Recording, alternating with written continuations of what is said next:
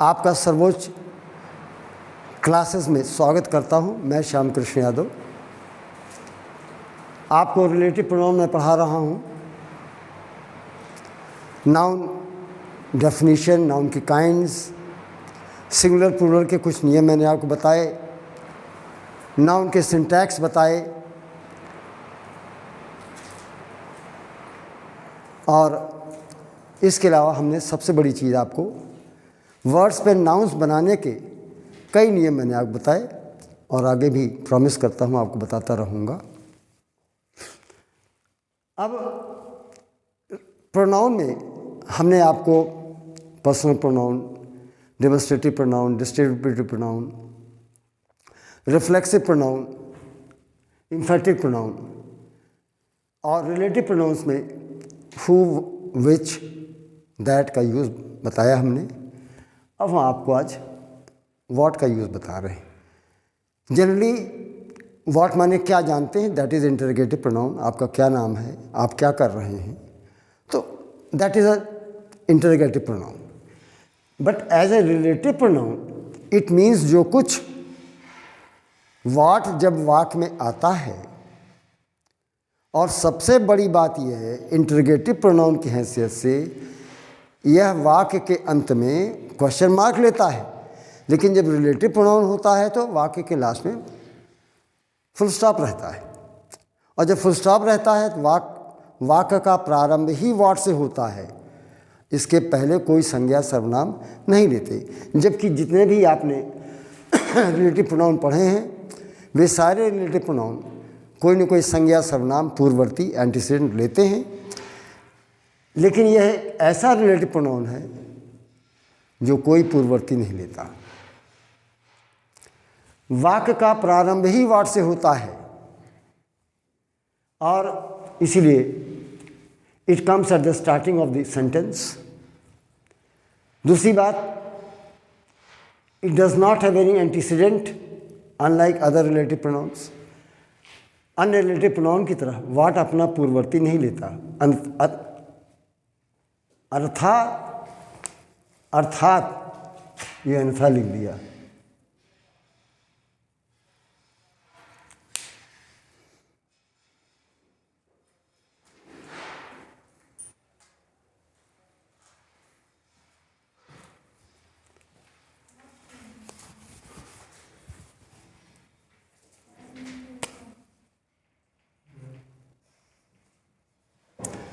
अर्थात इसके पूर्व कोई भी नाउन या प्रोनाउन नहीं आता। और the sentence ends with a full stop. वाक्य के अंत में हमेशा पूर्ण विराम होना चाहिए।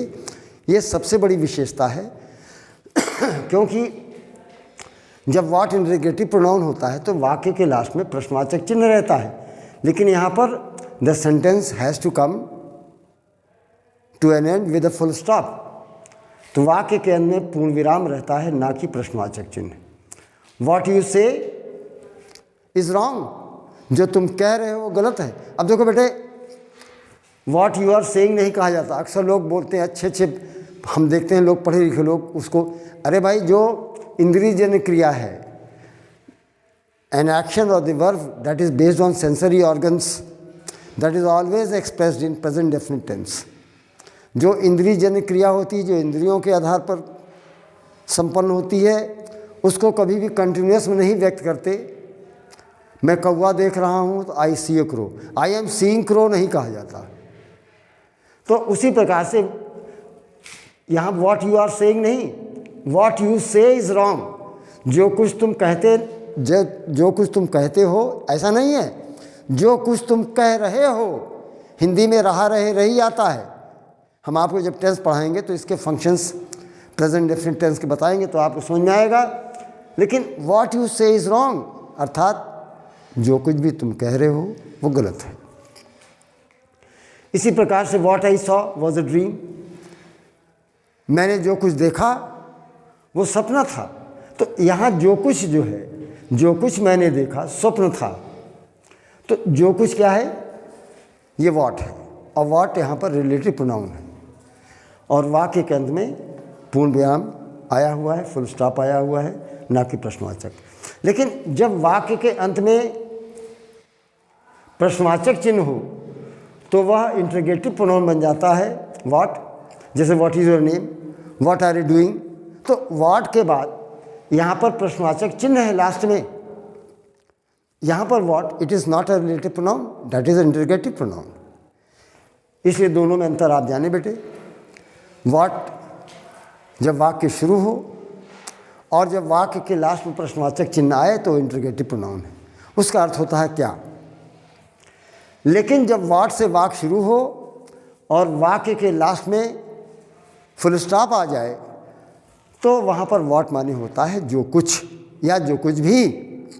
इसी पर आपको हम बताएंगे, आपको compound relative pronoun, what ever, which ever, who ever, ये सब आपको बताएंगे आपको। लेकिन अभी आप जानें कि व्हाट रिलेटिव प्रोनाउन होता है, लेकिन शर्त यह है कि वाक्य के अंत में फुल स्टॉप आए, न कि प्रश्नवाचक चिन्ह आए। और सबसे बड़ी बात यह है कि व्हाट के पूर्व कोई संज्ञा सर्वनाम नहीं आता है। इसको आप गांठ बना लें, हमेशा तैयार रखें, तमाम कॉम्पिटिशन्स में आता है। और इसके पहले कोई न कोई संज्ञा सर्वनाम नहीं आना चाहिए, क्योंकि वाक्य का प्रारंभ ही व्हाट से होता है और तभी उसका अर्थ होता है जो कुछ भी। हम समझते हैं आपको समझ में आ गया होगा। Now come to another, it is something very very important.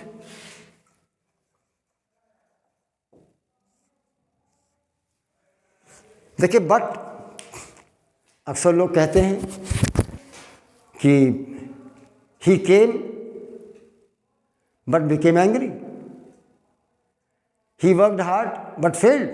तो बट यहाँ कंजंक्शन है, ये बट कंजंक्शन भी है, बट प्रपोजिशन भी है और बट रिलेटिव प्रोनाउन है। तीसरा चौथा इसका कोई यूज़ नहीं है। हम आपको कंपैरेटिव स्टडी बता दे रहे हैं। We are dealing in a very comparative manner. But is a conjunction. जब कंजंक्शन होता है तो बट माने लेकिन या परंतु। वह आया परंतु नाराज हो गया, ही केम बट बिकेम एंग्री। तो बट यहाँ पर लेकिन या परंतु का भाव दे रहा है। जैसे ये आपने कहा ही वर्कड हार्ड बट फेल्ड, उसने कठिन परिश्रम किया परंतु फेल हो गया। तो ये जो बट है परंतु बता रहा, परंतु या लेकिन। और लेकिन जब प्रपोजिशन होता है, देखिए कितनी बड़ी बात है, कितनी अच्छी इंग्लिश है। जब इसका प्रयोग बहुत अच्छे विद्वान लोग करते हैं, एक्सेप्ट सारी दुनिया जानती है। देखिए, सिवाय की 3 अंग्रेजी है, एक एक्सेप्ट, एक सेव, एक बट।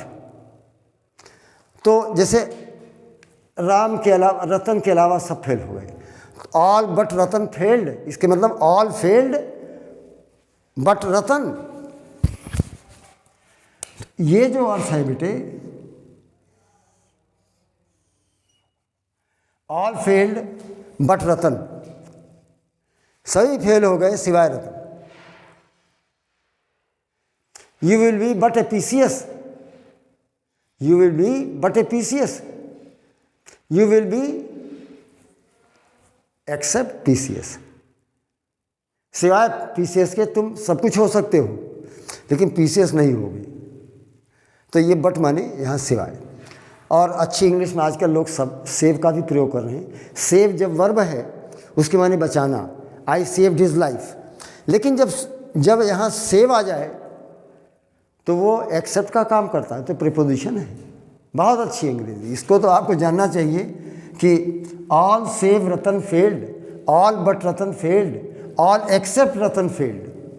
तो चाहे बट लगावें, चाहे सेव लगावें, चाहे एक्सेप्ट लगावें, सबका अर्थ एक है। लेकिन एक अंतर यही जानिए कि ये बट कंजंक्शन होता है, उसका अर्थ होता है तब परंतु या लेकिन। और जब बट आएगा प्रीपोजिशन होगा, इसके माने सिवाय। और तीसरा प्रयोग जो हमारे आपके चैप्टर में अध्ययन का विषय है, बहुत ही महत्वपूर्ण बात है, इसको गौर से समझिएगा। As a relative pronoun it means ऐसा कोई नहीं जो क्रिया, हमेशा बाद वाली क्रिया नकारात्मक रहेगी, लेकिन अंग्रेज़ी में बट के बाद नॉट नहीं आता। ये सबसे बड़ी पेचीदी बात है। और जो बाद वाला, बट के बाद वाला जो क्लॉज है, बट के बाद वाला जो वाक्यांश है, उस उपवाक्य में नेगेटिव भाव इनहेरेंट रहता है, छुपा रहता है, वो स्पष्ट व्यक्त नहीं रहता। ये बहुत ही इम्पोर्टेंट बात है।